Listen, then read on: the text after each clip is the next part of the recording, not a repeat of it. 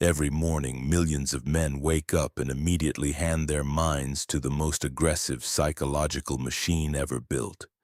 Before they have said a word to themselves, before they have stood up straight, before they have taken a breath with intention.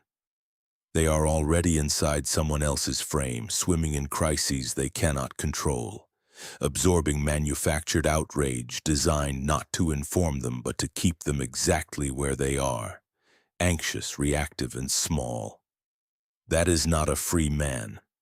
That is a pawn who has mistaken the cage for the morning. The question is not whether the world has real problems, it does. The question is whether the way you consume information is building your power or dismantling it. Because right now, for most men, the answer is clear. And it is costing them everything. Marcus Aurelius wrote this nearly 2,000 years ago, and it has never been more precise. You have power over your mind, not outside events. Realize this and you will find strength. He was not writing poetry. He was writing a war manual for a man who ruled an empire while managing plagues, invasions, and the constant noise of a world that never stopped demanding his attention. He understood something that the architects of modern media understand even better than most men do today. Whoever controls your attention controls your reality. And if you are not governing your own attention with iron discipline, someone else is doing it for you. And they are not doing it in your interest. Here is the game as it actually is. Every major platform, every news feed, every alert, every algorithmically curated headline is not a public service. It is an attention extraction engine. The product being sold is not information. The product is you, your engagement, your emotional state, your time. The business model runs on one fuel and one fuel only. Arousal. Not truth, not clarity, not usefulness. Arousal. Fear arouses, outrage arouses, catastrophe arouses. The algorithm does not care whether you feel informed or empowered when you close the app. It cares whether you opened it again.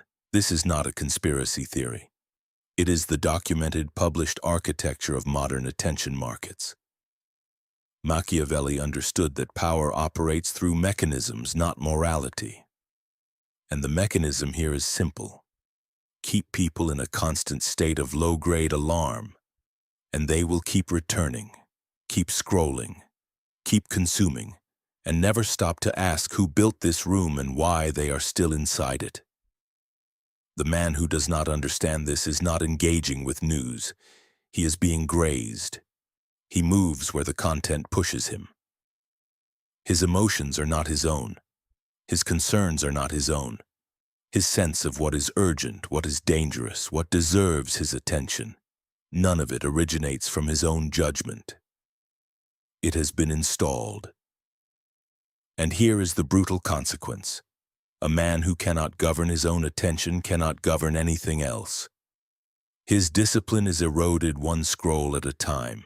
His focus, the only real currency of excellence, is spent before he even begins his work. His mind, which should be his strongest weapon, has been turned into a battleground where other people fight their wars.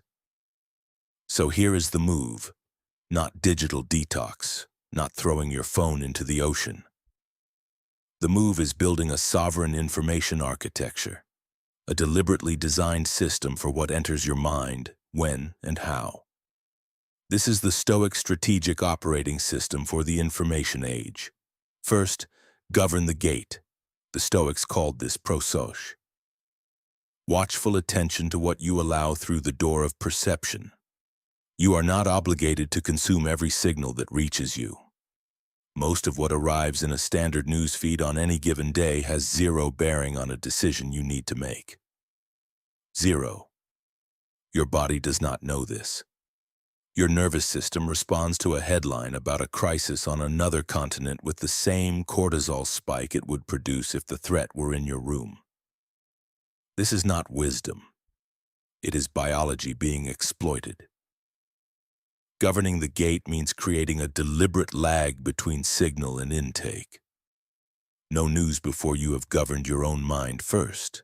The first hour of your day belongs to you. Your thinking, your preparation, your body. The world can wait.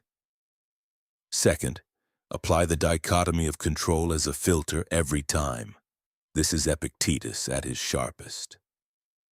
Before you let any piece of information into your inner world, ask one question. Does this concern something within my power to act on, or is it outside it?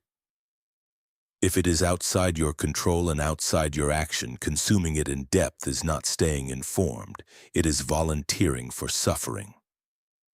This does not mean you ignore the world, it means you are ruthlessly strategic about where your cognitive energy goes. A sovereign is not uninformed, he is selectively, precisely informed about what he can actually use. Third, practice Premeditatio Malorum, the Stoic anticipation of adversity, but on your own terms, not the algorithms.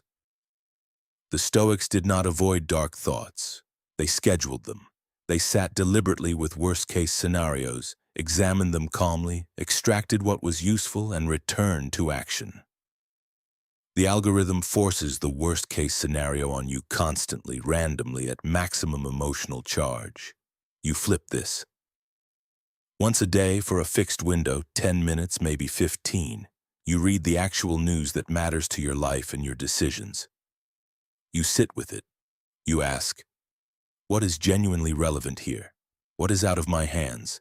And what does this require of me? Then you close it. You return to your work. The crisis does not follow you because you decided it ends there. Fourth, audit your information sources for power transfer. This is the Machiavellian lens.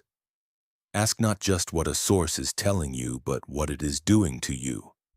Does consuming this outlet leave you more capable, more clear, more ready to act?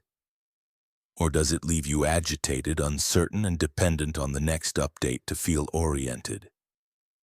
Sources that consistently produce the second outcome are not informing you. They are farming you. Cut them without sentiment. The strategist is not loyal to sources, he is loyal to clarity. Fifth, replace the scroll with the page. Every man who has built something formidable throughout history read books, not feeds, not threads. Books, because a book demands sustained attention, rewards deep thinking, and deposits knowledge that compounds. 10 pages of meditations of the Prince of Epictetus of any serious work on strategy or human nature will do more for your actual power than 3 hours of headlines. This is not nostalgia. It is cognitive leverage. You are what you repeatedly feed your mind. Feed it depth, and you build a mind that can hold a strategy. Feed it fragments, and you build a mind that can only react. Now let the shift settle. Because this is not just about your phone habits, this is about sovereignty. The man who controls his attention controls his emotional state. The man who controls his emotional state controls his decisions. The man who controls his decisions builds his life rather than drifting through it. Every scroll through a curated fear machine is a vote against your own sovereignty. Every morning you take back, where you govern what enters your mind before the world gets its hands on you, is a vote for it. The pawn wakes up and immediately asks, what is happening out there? The sovereign wakes up and first establishes what is happening in here. He governs himself before he reads the world, and because he is not reactive, because he is not anxious, because his attention has not been sold, he reads the world more clearly than anyone around him. He sees the game, he is not in it. This is the work. It is quiet work. It does not announce itself, but it compounds. A mind that stays sovereign in the information age is a genuinely rare and formidable thing, and it is built one governed morning at a time. If this is the direction you are moving, subscribe to STOLVEX. Every week the same work, stoic discipline for the inner world, strategic clarity for the outer one. This is where you keep building.